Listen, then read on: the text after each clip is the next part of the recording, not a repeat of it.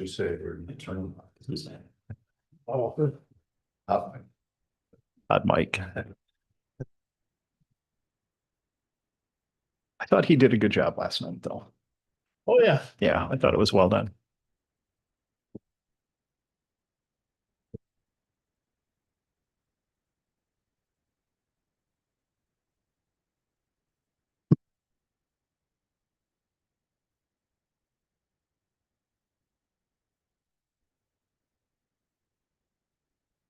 What was that? He just said. Off of there? No, it's my mic. Good. It's my mic, Lee. Okay. It's just a little sensitive. We're all sensitive today. Very sensitive. Sensitive. 9 o'clock. That is.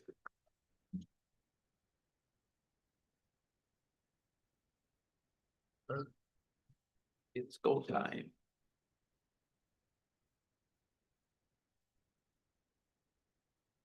All right, good morning, everyone. It is now 9 a.m. We'll call the meeting of the Codington County Commissioners to order for Wednesday, February 25th, 2026. And we will begin with Pledge of Allegiance this morning, and we'll have Commissioner Schwer lead us. I pledge allegiance to the flag of the United States of America and to the republic for which it stands, one nation, under God, indivisible, with liberty and justice for all. Thank you, Commissioner. We will take public comment today. Public comment may be submitted in person or by telephone by calling 605-882-6248 or by calling 605-882-6297. Please remember to silence your cell phones so they do not disrupt the meeting this morning, and then don't forget to turn them back on following the meeting. Commissioners, any conflict of interest items this morning? No. Seeing none, we'll move on to item number 4, and that's action to approve the February 25th agenda. So moved. Motion by Gable, second by McElhaney. Any further discussion? All in favor, say aye. Aye. Opposed? Motion carries. Number 5 is action to approve the February 17th minutes. So moved. Second. Motion by Johnson, second by Schwer. Any discussion? All in favor, say aye. Aye. Opposed? Motion carries.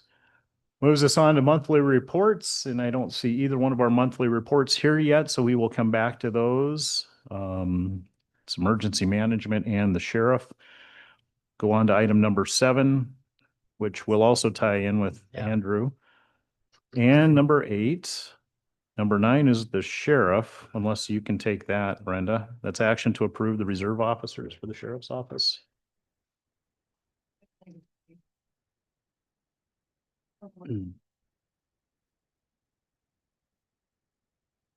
Yes.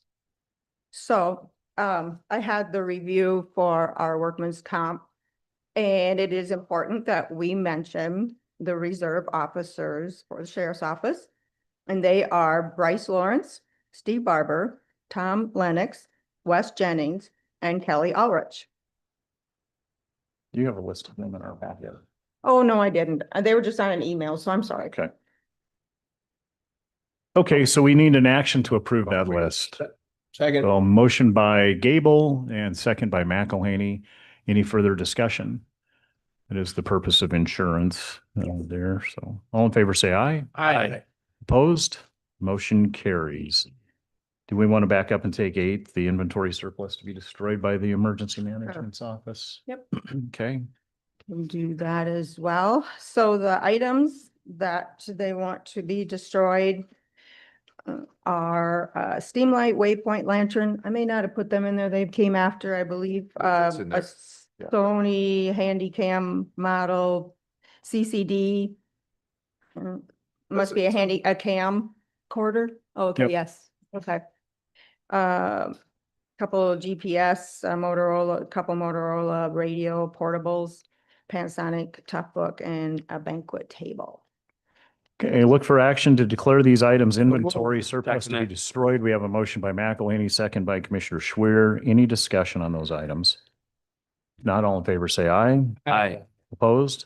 Motion carries. Emergency Management Director Andrew Delgado is now here, so we'll go ahead and take his monthly report. Good morning, Andrew. No. Morning, Andrew.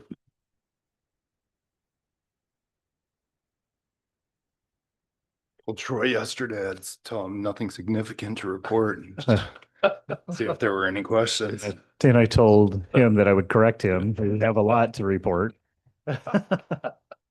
So, yeah, I guess, one of the, I guess the biggest and probably most exciting, thing from our office is, our Code Red implementation. Been working very closely with the city. Really Troy's been spearheading this effort, to get Code Red. Just as an alerting system for the public. The public information officer with the city, she's also been working pretty closely with us. We're going live with it this week. We're kind of rolling everything out, so I encourage everyone to sign up, just to ensure that they can receive timely and relevant alerts, through the methods that they choose, essentially. You can do it by texting 36475 or texting Watertown to 36475 or go to watertownalerts.com. That's 36475. Yep. So, I mean, this is really going to be, huge as far as like if we have large events and or things of that nature, or there's a weather event during, like during Cooking on Compesca or during, end of Summerfest. I mean, really it allows the dispatchers to basically select an area and send alerts to that area. So if something, pops up on radar and, there's something going on, I mean, they can mass notify a large number of people very quickly. And with that being said, we just want to say that that does not replace Nixle. The county has Nixle that the county uses. And so this is in addition to that. So if you're already signed up to receive the Nixle alerts, that's fine. You'll still get those. But we would like to have people sign up for Code Red too, because those are the notifications that the 911 center will be pushing out. And this is a countywide thing. It's not just a city thing. So we want to make sure that even if you live in Henry or Wallace or South Shore, wherever you live, you're going to get alerts. There's general alerts, which are not emergency alerts, and then there's emergency alerts. Everybody in the county will get the emergency alerts if we push those out. That could be a huge thunderstorm that's coming through that's going to affect the whole county, tornado warnings, that sort of thing. But we can also segregate different parts of the counties depending on where that tornado warning is for. The system is smart enough to do that. So I just have a question. Yeah. So if we sign this up for our county, is there surrounding counties that are gonna have the same thing where we'll get a code red if we're out visiting someplace and an alert goes off or something, or? you will if you have the app on your phone. Yeah, you'll receive those alerts. This is not an app-based service, but if you have signed up to receive general code red alerts, then you can get those. So it's my understanding. So, well, the 911 center is planning on getting it for all of the counties that they dispatch for. So if there is like an iPause alert, so they can select an area and send it to every cell phone that the cell phone towers are estimating are in that area. So that would be an emergency alert if something was happening back at home. But you signed up for one of the routine alerts, like when they selected that area, like if you sign up, you would get the alert for whatever that is that you're signed up for at home. And in Watertown, regardless of where you are. In Watertown, that's like garbage pickup. If, for example, the garbage is not able to be picked up because of weather or something like that, the city can log in and send out an alert. Plowing for snow removal, that sort of thing. County's going to use it for like flooding on township roads. Like if a township wants to close a road or something like that, maybe Brad or Andrew or somebody could log into the system and send out an alert just to let people know that. So. And you know, the nice thing about this too is that if you don't want to receive garbage alerts, you just don't sign up for that, you know, that section. So really it's I mean, nobody's trying to over communicate, but we want to like this is just the medium to communicate and to communicate efficiently with large groups of people, I guess. At one time. Yeah. Yeah. Review for me one more time or for everybody here. How do you sign up? Text Watertown to 36475.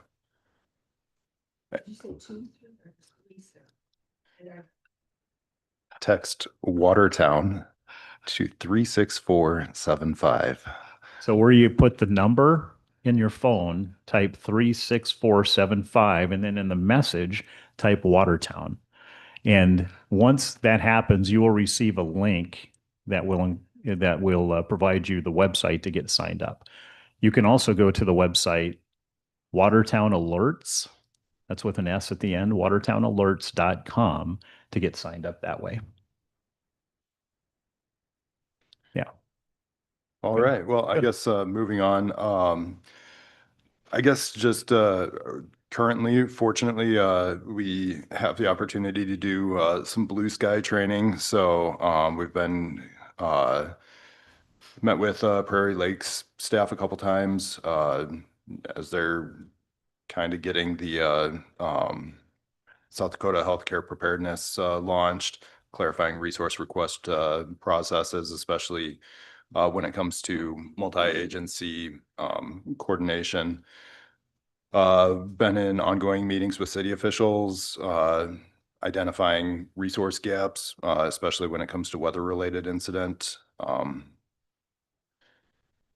I mean, regional coordination is ongoing. I mean, Region 2 meeting, participating in the communications drill, which is an EMPG requirement.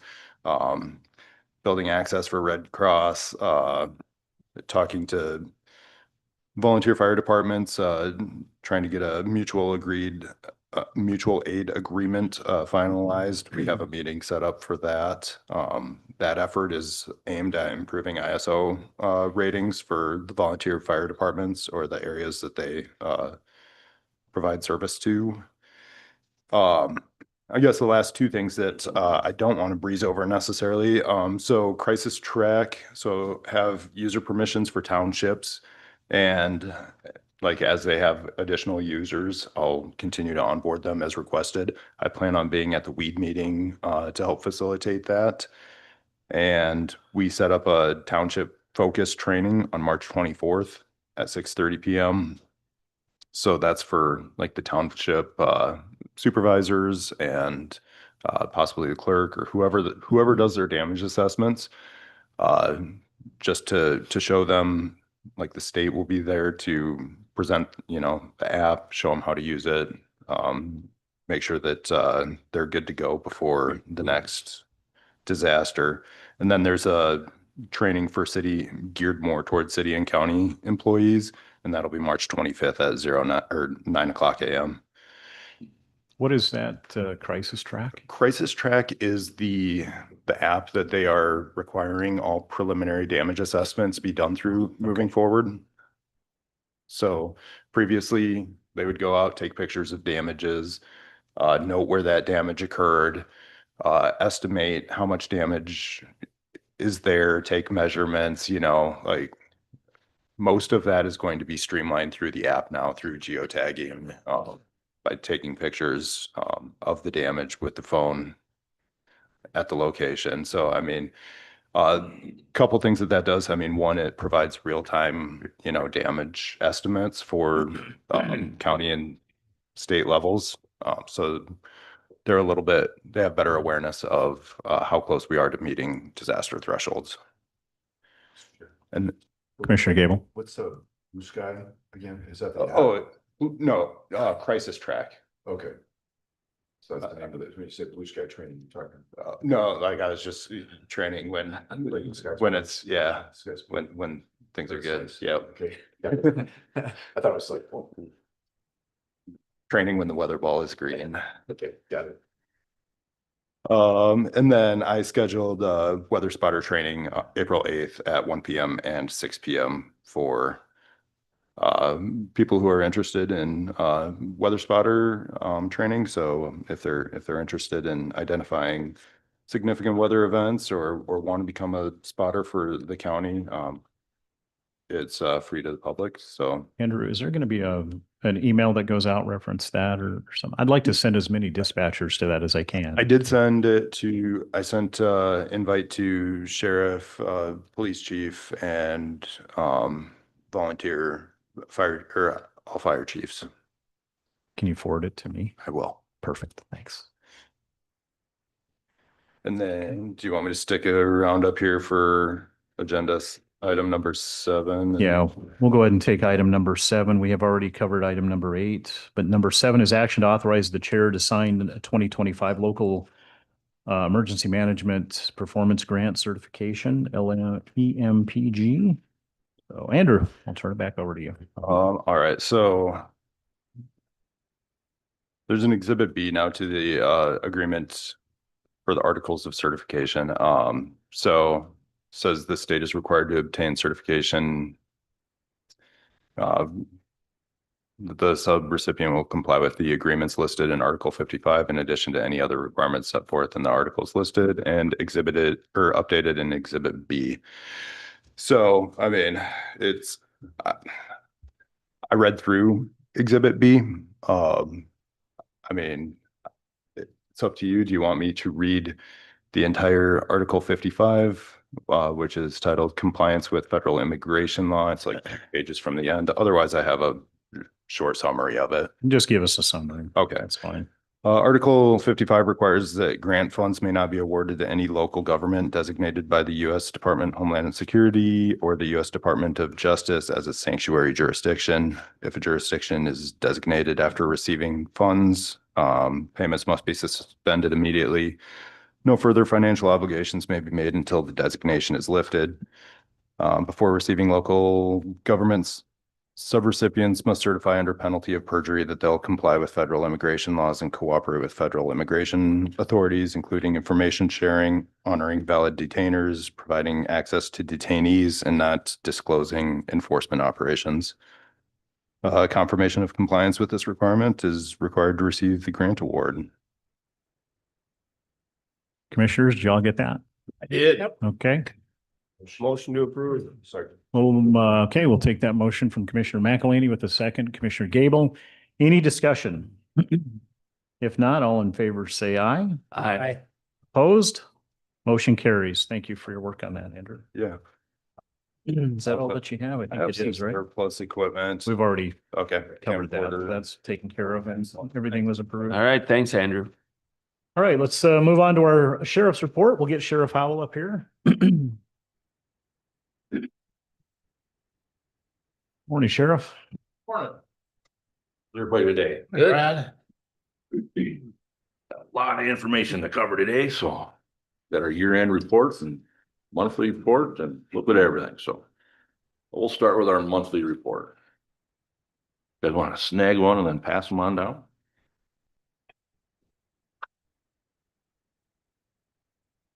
All right, start with our monthly balance sheet for the month of January 26 here. The bank balance end of January was $21,259.49. We jumped down to the middle there. There was $40 in fingerprint fees that were collected, $24 in copy fees that were collected, $11,722.89 in sheriff's fees collected, and $8,300.10 in executions that we collected. Warrant fees were $275 for a grand total of $20,361.99. So these are a total of $889.50. The next page there, you'll see our commissary monthly balance sheet. At the time we did snapshot, there was $16,630.06 in the bank balance there. In the lobby and ATM booking kiosk was $7,606.28 for a grand total of $24,236.34. To break that down a little bit further, the resident balances at the time was $2,093.25, commissary force $4,711.32, and the funds balance $17,431.77. And if you jump down to the bottom there, you'll see the commissary and commission, phone commission, and kiosk commission for a grand total of $4,252.02. That was sent back to the general fund that we earned. If we jump to the next page there, I'm used to seeing a TV up there, so keep looking off to the side, but Lee's, I'm guessing, got it pulled up there. Cases and calls for service and a little bit of sheriff's office activity for the month of January. We responded to 407 calls and cases for service. There was 14 accident reports completed, 63 warrants were served, 246 civil papers were served, and 4,763 transport miles. That was a total of 15 people and 10 trips. We were to Chicago 2 times, and we just got back from Colorado yesterday. So there's been a lot of out-of-state travel the last 30 days, something like that. So you've been busy running. So if you jump on down Right, to. can I ask you a question about Sure that? can. How do you decide on whether or not you're going to go get someone to bring them back to the county? What's the threshold there for what type of crime? Felonies, I assume? That's actually, we take that out of my hands, and that kind of goes back to our state's attorney. There's a conversation we kind of have back and forth, and the state's attorney is the one that we to kind of let decide. Because she's the one that's seeing whether or not there's a victim or what level that is, depending on what kind of crime. So we kind of put that back on our state's attorney and work with her a little bit to determine whether or not we're going to travel out of the state and go pick these people up. Got it. So Okay, thank you. within state, we do go get everybody within the state. There's a bus system that kind of travels across the state, so we'll utilize that. So, but outside the state, those are some of the checks and balances we use. Okay, thank you. So if you jump down to the middle here, you'll see some jail activity. For January, the month of January, we had the average daily population was 54.68. Our high ADP was 58. Our low average daily population was 52. We had 20 people on the Scram bracelet on part of the 24/7 program. We had 11 people on remote breath, 43 people on the twice daily PBT. We had 56 people on the twice weekly UAs and 0 people on the sweat patch for a grand total of 130 participants on the 24/7 program. And then we had 162 bookings for the month of January. If you jump on down to the bottom here, you'll see on the out-of-county contracts, there was $5,787.98 that was collected. Work release fees, $750. Then you can see on the 24/7 fees, it's got some check marks in there, but that number is actually $11,441.56. Once again, $11,441.56. And if you look at the bottom there, you'll see several months of Scram fees. We had to do some changes. If you start looking back in August here, under 24/7 fees, the July on forward, those numbers are higher. The way that it's reported and the way that we report everything, it's all combined together now. So it's not 2 separate line items on how we do our bookkeeping. So that's the reason for that. Any questions there? Since we're talking numbers and whatnot, we might as well knock out the yearly report here if you guys want to grab one.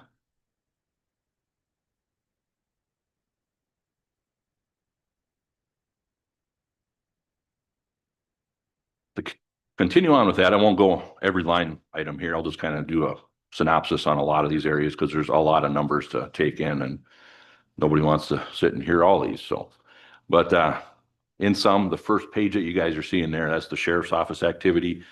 Some of the reports there. You can see traffic complaints, they're down a little bit. Vehicle accidents are up a little bit, 352 to 329. Kind of equate that to a lot of deer accidents the last couple of years. We haven't had a bad winter for the last 2 years.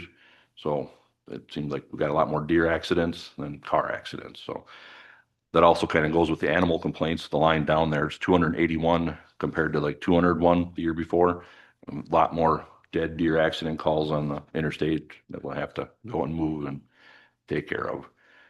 And you can see the rest, like assaults, burglaries, drugs, narcotics. A lot of these calls for service are down considerably from 2024. Even if you jump on down to the rest type on the next column down, you'll see Our drug narcotics arrests are down 115 from 143. Our DUIs are down about a third, 103 to 150. And remember last year when we reported on this, that our numbers were extremely high. We did kind of kick it in high gear, a lot of campaigns. We worked with the radio stations. We worked with everybody to try to get that information out there. And I think a lot of our proactive patrols and a lot of this community policing that we've been working on, having the school resource officers helping get this information out there and help drive these numbers down a little bit. So if you jump on down, you'll see there was 269 pistol permits that we issued this last year compared to 319. That was actually down. It's kind of a 5-year cycle. I'm expecting another year or two that they'll start creeping up again because they last for 5 years. If you jump to the next page, there's some more sheriff's office activity here. You'll see in the top box here, the sheriff's fees received was $114,398.76. And then if you add the warrant fees and the pistol permit fees, there was a grand total of $123,136 that the sheriff's office made and returned back to the general fund. We collected $97,359.32 on executions as part of our civil process procedures. And that money was given back to the people that had the execution. So if you kind of jump down, civil papers served, there was 2,773 compared to 2,988. So that was down by a couple hundred. Executions were up. There was 153 compared to 134. Warrants served were 764 compared to 804. If you look on the other page there was 800 and some that were actually issued. So we're within around 50 that we didn't actually catch last year. Transport miles are staying about the same, 39,222, been averaging around that 40,000 for the last 4 years or so. Calls for service is what I want to kind of hit on there.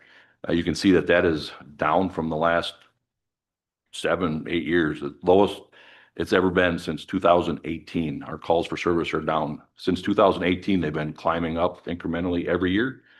This last year, they're down. They're 6,611 compared to 7,046. 6,700, 7,000, kind of, you'll see the trend there. So like I say, I kind of equate that again to being proactive. Part of it, like I say, we have had some light winters. So some of the calls for service that we would have on the highways and interstate is a little bit lower, but you can also see that the arrests are down as well. So any questions there before we jump over to the next page and start chatting about the jail numbers a little bit? Brad, I do have a question on the annual report for arrest. Under arrest type, we have assaults. That's a pretty broad category. That- Do you have a breakdown of simple, aggravated, domestic? I don't actually have it broke down that way. Our computer system can do that. We just kind of got them lumped together. Like you say, that's something that we could look at doing, I suppose. I'm just curious about what type of assaults we're seeing. Some of those are in the jail, inmate on inmate contact and or inmate on staff contact. So like I say, I know we had 4 staff assaults last year, inmate on staff, and then I can't remember off the top of my head, but there was a handful of inmate on inmate And assaults. those would be good to track too. And we've had that discussion before, I think, about those numbers when that was brought up, but it would be nice to know, especially as we prepare to move into a new jail facility, what the inmate assaults on staff are. I actually have that report back on my desk. It's Yeah. something that we do track monthly and keep a tally on. It's a lot of data and a lot of numbers, and like I say, it depends on what we want to share. We have it all. You So, think we could break that down a little bit on the Yep. assaults? Yeah, we can do Okay, that. for the next report. Great. Not a problem. If you jump on down to the next page there, we'll talk about some jail activity there. You'll see our average daily population for 2025 was 51.08. 2024 was 51.49. If you look at the last couple of years, we've kind of had a stable average daily population, but it is volatile from month to month. You can see there's a 20-person swing in some of these months from in 60s to low 40s. So month to month can change, but if you look at the average, we're staying about that 51.08. So total number of bookings, you can see we're at 6.18 compared to 7.01. Kind of when you're doing those numbers there, the lower intake combined with the stable average daily population suggests that we're having longer stays in the jail. That's something that we're We'd worked with Lee in the past to be able to pull up those average lengths of stay. Our computer system isn't really accurate with that. We've kind of worked with Lee in the past, and there's a glitch being able to pull that number. So I don't have that handy right now. So we'll work with Lee. He's got some Excel stuff, and there's a little trick that we do to kind of get that number so it's accurate number when people are in our facility. If you pull to the next page there, the total number of protective custody mental holds with no charges. This number here is representative of people that will spend time in our facility that they have a mental health crisis or something like that, and maybe they're violent, something that they cannot be held at the Human Service Agency in the safe room there. You remember a couple of years ago, the Human Service Agency had added on to their facility, and then we were holding all of them people temporarily until we can get them out for treatment. In 2023, that number was 82. And you'll see in July there, this July of 23, the safe room reopened again. And if you look at our numbers, 2025, they're back down to 27. It just shows that we've got good combined collaboration with mental health, and we're working closely with HSA and our mental health partners here. So HSA, the safe room is working, and it's nice to be able to not have those people in our facility when they need some help. So How many safe rooms do they have there? 3? 2, I think, off the top of my head. Maybe it's 3. I know of 2. Two. So I think it's 2. So I'm glad to see them numbers kind of dropping back down again and working with them. If you jump on down, we had total prisoner days for 2025 was 18,644 compared to 2024. We're just a couple hundred off. We're right in that same ballpark. If you jump on down, the contract prisoner days for 2025, 1,306. This number includes our contract counties and DOC holds, which is adult, parole, and juvenile aftercare. One number that people always ask, how many of these people are held for Codington County and how many of them are out of county contracts? Well, 93% of them are Codington County inmates, and only 7% are outside contracts that we're holding for the state or other counties nearby. So if you jump on down, we'll talk about 24/7 fees a little bit. We collected $136,371.75. That was about $500 more than the last couple of years. But you can see that number is kind of staying steady and average there as well. Break that program down a little bit. There was 29,472 individual PBTs given in 2025 with only 65 failures. Wow. So just about 30,000 PBTs where someone had to come in and do a breath test with only 65 failures. There was 3,803 urine analysis UAs given in 2025 with 65 failures as well. Same people. Same, it could be the same people, and yep. 48 individuals were wearing the scram bracelet. 2025 was 6 failures and 32 on the remote breath with 4 failures. So you can see that the program does help keep people sober and keep people out of jail.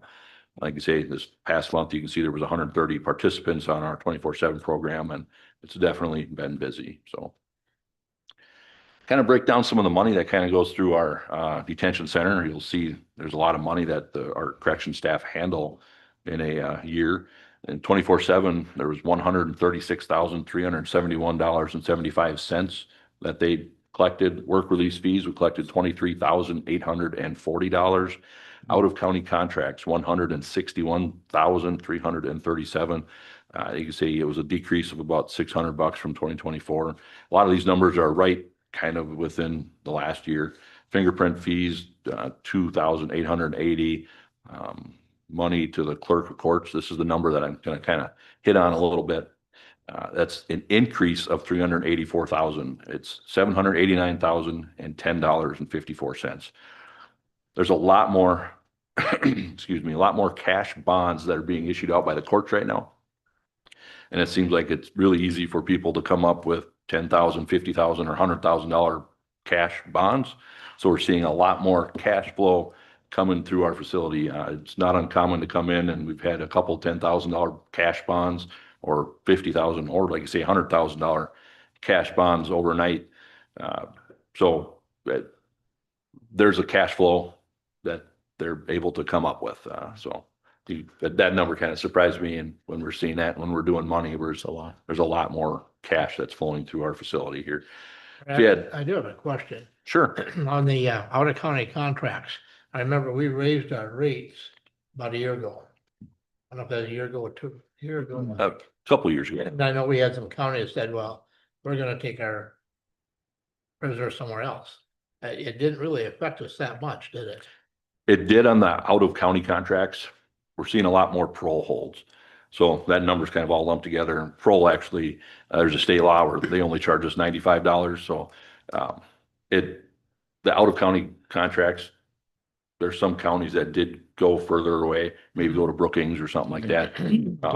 Dual County, I think, went to Brookings. Yep, Dual County went to Brookings. Hamlin County goes to Brookings for a good handful of theirs if they're further south. If they're further north, they'll bring some up here.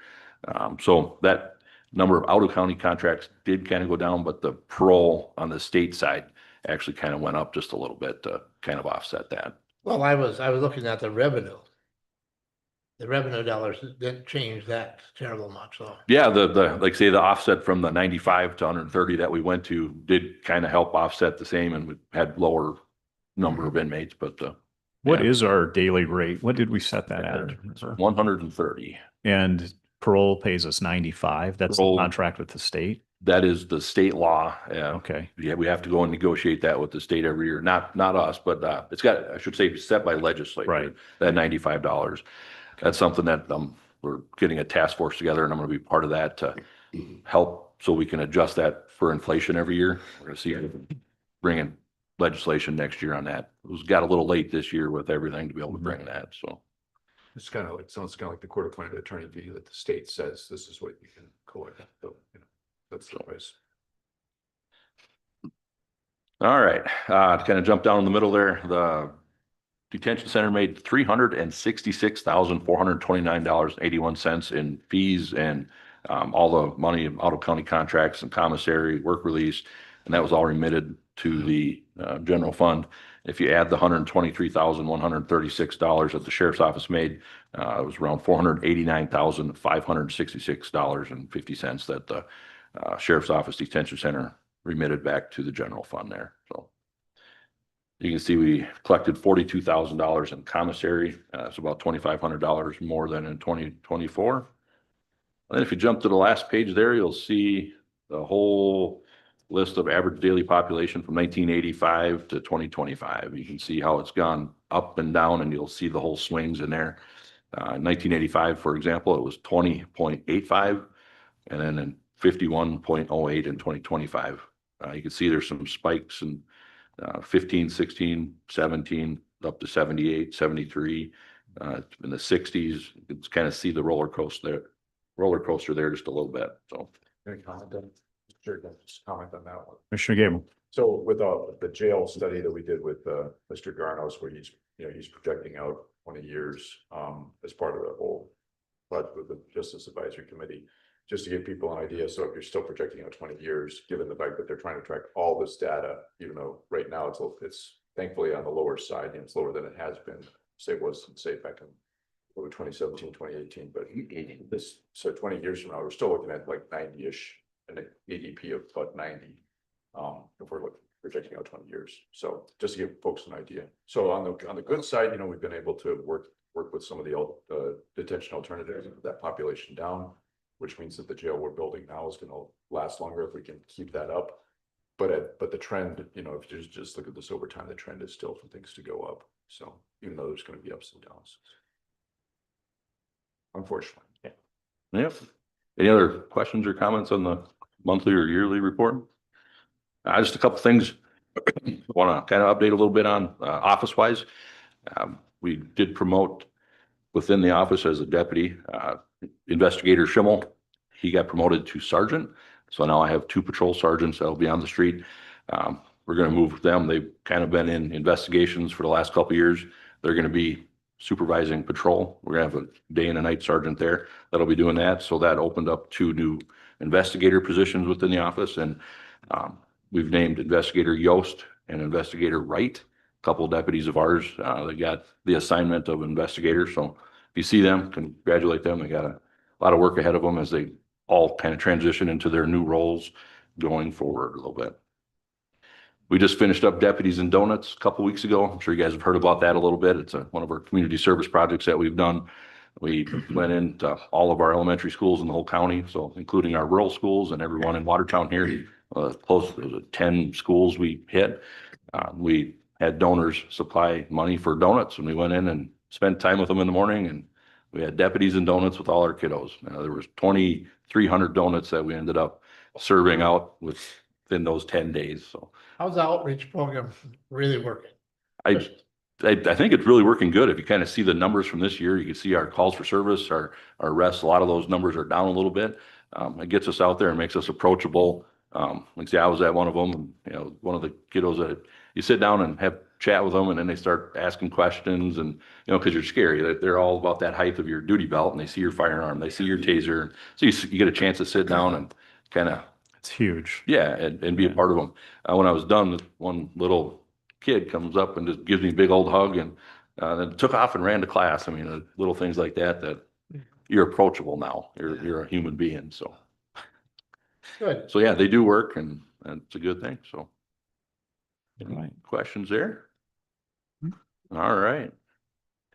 Sheriff, we did already approve the reserve officers. Okay. Action is done. Do you have anything else? I don't believe you did. That is all I've got. Okay, thank you. All right. Thank you. Brad. Thanks, Brad. All right, let's move on to item number 10, and this is just a note on the agenda of the opening of annual bids for the highway supplies and weed chemicals will be on Friday, February 27th. That's Friday, 10:30 in the morning in the commission chambers right here.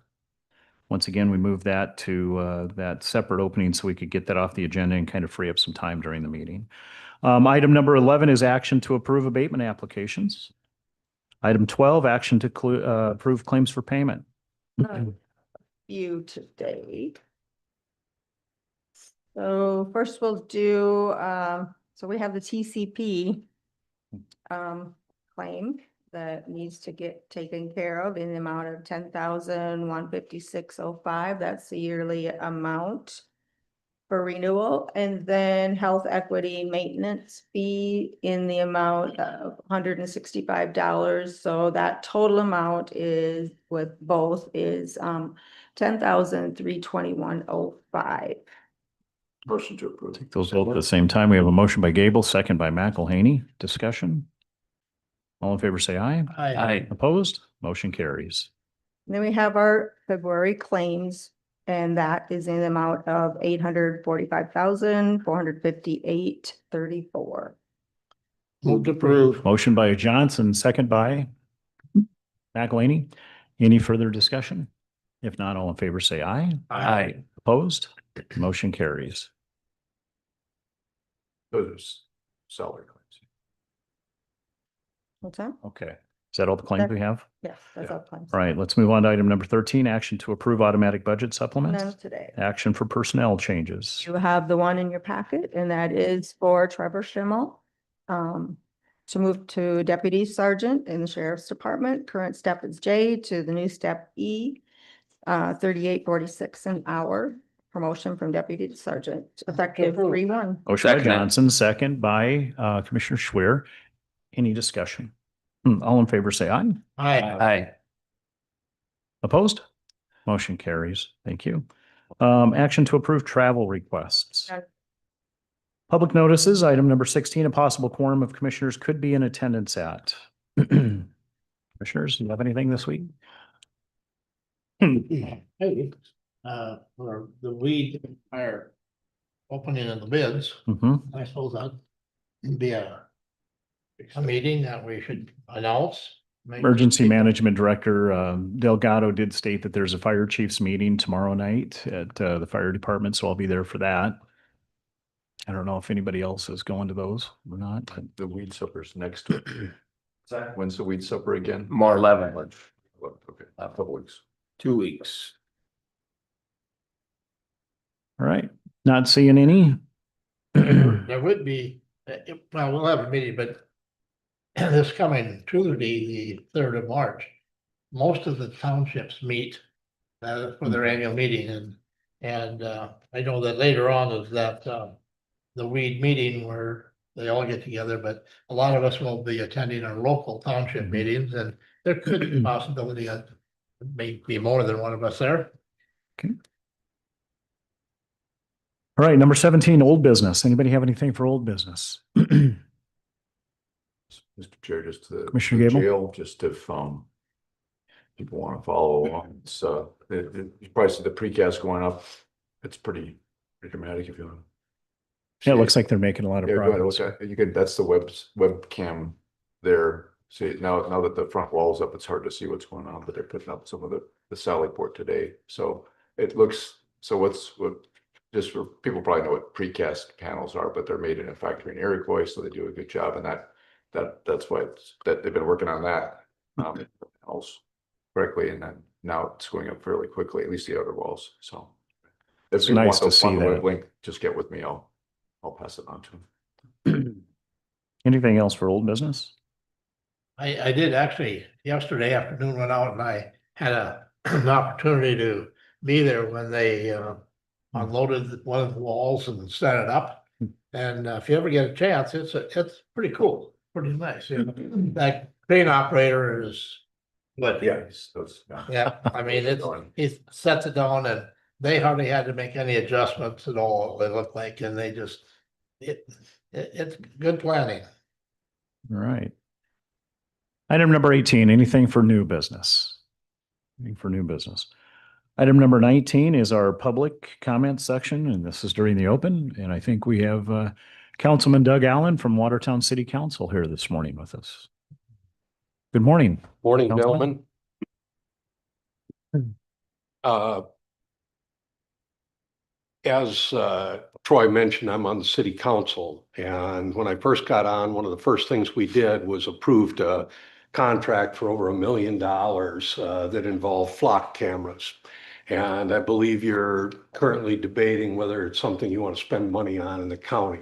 Am I correct about that? I don't know if you've made that decision or not, but there were a couple of things that gave me heartburn about that. One was the size of the contract. It's very expensive. But two was about the potential for abuse. And I eventually voted for that contract, mostly because I was reassured by the chief of police that they had adequate controls in place to prevent abuse.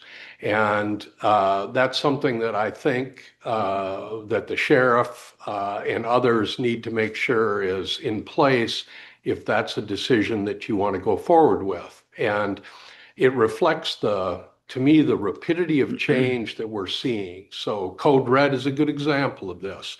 Technology is evolving very rapidly. I personally believe that our privacy laws need to be adapted. I'm in favor of, for example, requiring that my voice and my image belongs to me, and that for people to use that, they need my explicit permission. Why do I say that? Well, it's because there's an immense amount of surveillance that happens now. So, you know, I could be wearing Meta glasses here and recording every one of you, and you wouldn't know it. And now it's extremely easy for me to take that video of you and to use AI and make you do something you wouldn't do. And it would be very difficult for people to be able to distinguish that. That's a huge concern for me. We've had a number of cases in the state where people, for instance, is in the driver's license bureaus and other places, are using their access to information to harass people and to do other things that are against the law. And I think our law enforcement do a great job, but it's impossible to completely prevent that kind of abuse. And I think it's a real concern. And I say that because it's very easy with flock cameras, for example, for me to do a search and to find out, because I know Troy's license plate, you know, I'm pretty sure that he's spending quite a bit of time at a local casino. You know, he parks around behind, but I know that he does that. Well, you know, so when Troy runs for reelection and I want to oppose him, I'm going to be able to share that information with people.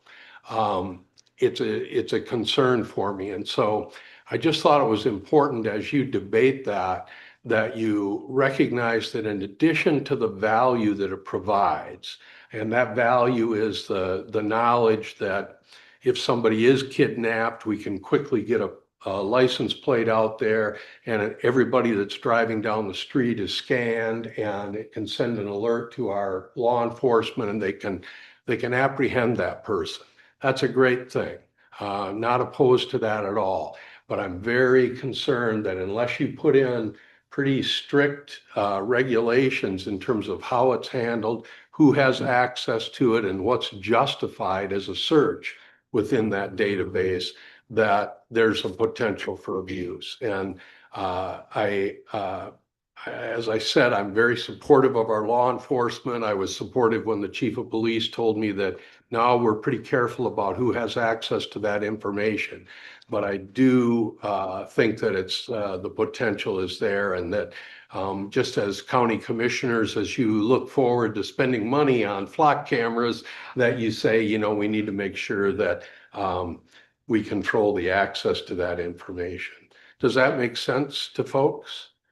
I mean, you know, technology is changing so rapidly that it's extremely difficult for us to keep track of it and to stay on top of it. And the potential for abuse is always there. We like to think, oh, that wouldn't happen, but we know just based on the crimes that we see being committed in our own community, that there are bad actors out there, and they'll do things that are not above board. So thank you for your time today. Thank you, Councilman. Appreciate the Thank you. comments. Yeah, thank you. Commission comments. Commissioners, do you have I any have- comments? Mr. Chair. Last week I had the privilege to go out to the state weed and pest conference out in Deadwood, along with Steve. And for me, I'm a farmer and I don't like weeds, but I got a whole new idea about noxious weeds and how important it is for our local supervisor, all of our local supervisors in all of our county and our weed boards to battle these weeds. And there's always something new coming, and there's new stuff that's in South Dakota that we're not going to like. But it just was very good, and to visit with the supervisors and commissioners and weed commissioners out there. So just thanks Steve I was able to fill in. So it was a good opportunity to learn more. Great. Good. Glad to hear. That's great. Any other commission comments? If not, is there a need to go into executive session? Well, good Any adjourn. none, we'll take a motion. That Second. is by motion, a motion to adjourn by Commissioner Johnson, second by Commissioner McElhaney. Any further discussion? If not, all in favor say aye. Aye. Opposed? Motion carries. Thank you. We are adjourned.